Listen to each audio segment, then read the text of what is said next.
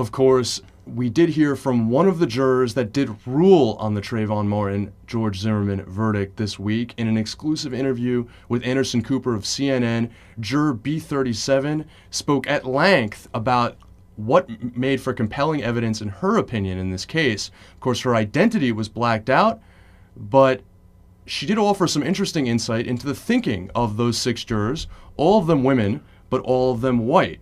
She believed, in contrary to what Trayvon Martin's parents said, and of course, in some ways, what President Obama alluded to, that this was not an issue of race. Here's how she put it.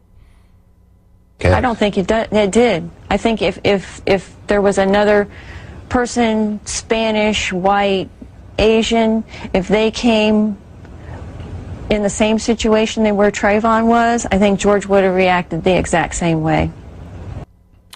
The juror, of course, though, later on in the interview, when she was asked how she reacted to Trayvon's friend Rachel Jeantel using the phrase creepy-ass cracker to relay how Trayvon described George Zimmerman during the pursuit, she did not think that was problematic. But in describing why she did not think that was problematic, some would argue that the juror revealed that she herself had racial bias. Here's how that juror put it. I don't think it's really racial. I think it's just everyday life.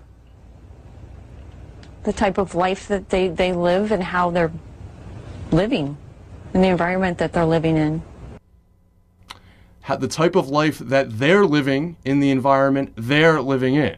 Now, of course, Trayvon Martin in some ways came from a much different background than Rachel Jeantel. He was visiting he was a guest in that upper middle class community in Sanford, Florida.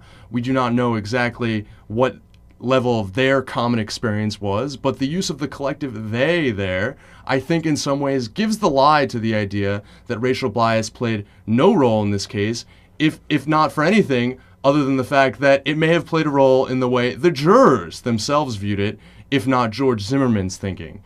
There are many, many different questions to ask here, but certainly the case that the prosecution was making, the case that they were making, that essentially this was a wannabe cop who went too far, that issue goes beyond race. That issue goes to the issue of gun violence, the issues of trust and sense of community in this country, the issue of the definition of self-defense and the laws protecting vigilantism, and issues of inequality in that he was able to raise some $300,000 through a national campaign by politicizing his own trial, and through that was able to purchase a legal team that arguably would not have been available to him had he been more disadvantaged. He's also the son of a prominent judge in the state of Florida who presumably would have some influence over the thinking and communal perceptions in this case.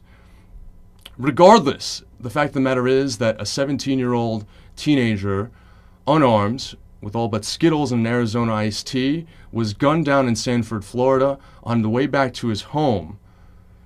The man who killed him was not arrested for 6 weeks, and then an all-white jury acquitted him on all charges. Now, we don't know exactly what went on between Trayvon Martin and George Zimmerman on that night. It is clear that Trayvon Martin was able to get a few blows off on him after having been in pursuit by Zimmerman in his car, in some fashion. Now, whether Zimmerman, having gotten himself into that situation, felt so threatened that he was willing to shoot another person in defense of his own life, to me it strikes me as hard to believe. But more important than that, if you don't think that there's something wrong in America when a situation like that transpires, then I think that we all need to take greater stock. When Take Action News continues, we're going to be talking with Nicole Flateau. She's the deputy editor for Justice on Think Progress. She's going to give us a little bit more insight on criminal justice. So stay tuned. You're going to want to listen to this when Take Action News continues.